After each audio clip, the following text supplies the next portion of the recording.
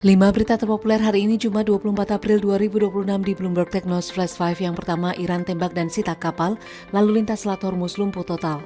Selat Hormuz kembali lumpuh total setelah Iran menembak dan menyita kapal di selat tersebut. 2 dari kapal yang diserang ialah MSC Francesca dan Epaminondas, kemudian dinaiki oleh pasukan Iran. Sejumlah perusahaan pelayaran global pun langsung menunda pengiriman. Hal ini meningkatkan biaya logistik dan premi asuransi. Sementara pasukan Amerika Serikat menyatakan telah memutar balik 31 kapal sejak kapal perang mereka mulai memblokade garis pantai Iran pada 13 April. Sebagian besar di antaranya ialah kapal tanker minyak. Kedua, Mendagri instruksikan bebas pajak EV usai ramai PKB mobil listrik. Menteri Dalam Negeri Tito Karnavian menginstruksikan pembebasan pajak kendaraan bermotor atau PKB untuk mobil listrik. Sebelumnya, tarif PKB di sejumlah daerah bisa mencapai 1 hingga 2% dari nilai kendaraan per tahun. Hal ini mendukung target pemerintah mencapai 2 juta mobil listrik dan 13 juta motor listrik pada tahun 2030.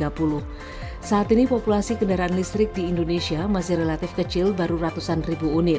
Kebijakan ini diharapkan mempercepat adopsi EV sekaligus menekan emisi karbon nasional. Ketiga, menakar posisi RI di tengah krisis aluminium dunia. Bisa cuan? Krisis aluminium global membuka peluang besar bagi Indonesia. Harga aluminium dunia sempat bertahan di kisaran 2.200 hingga 2.500 dolar Amerika Serikat per ton dipicu gangguan pasokan dari beberapa negara produsen. Indonesia memiliki cadangan bauksit lebih dari 1 miliar ton, menjadikannya salah satu yang terbesar di dunia. Dengan kebijakan hilirisasi, pemerintah mendorong peningkatan nilai tambah melalui smelter dalam negeri. Namun, pembangunan smelter membutuhkan investasi miliaran dolar dan pasokan energi besar. Jika dimanfaatkan optimal, Indonesia berpotensi menjadi pemain penting dalam rantai pasok aluminium global. Keempat, lewat Petro, Prayogo Pangestu perbesar portofolio tambang emas. Konglomerat Prayogo Pangestu memperluas bisnis tambangnya melalui PT Petrosia Tbk atau Petro dengan masuk ke sektor emas.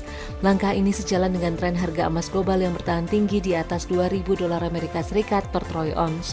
Diversifikasi ini memperkuat portofolio Prayogo yang sebelumnya fokus pada energi dan petrokimia.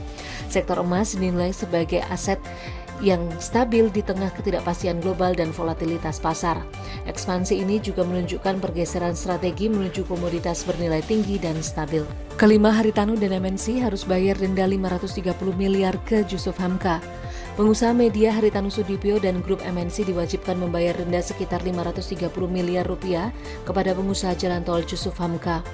Nilai denda tersebut setara dengan sekitar 30 hingga 35 juta dolar Amerika Serikat, menjadi salah satu putusan finansial besar dalam kasus korporasi domestik. Putusan ini terjadi akibat sengketa bisnis yang telah berlangsung bertahun-tahun. Kasus ini kembali menegaskan pentingnya kepastian hukum dan tata kelola dalam dunia usaha. Itu dia 5 berita terpopuler pilihan Bloomberg Technos hari ini. Ikuti terus update selanjutnya di www.bloombergtechnos.com.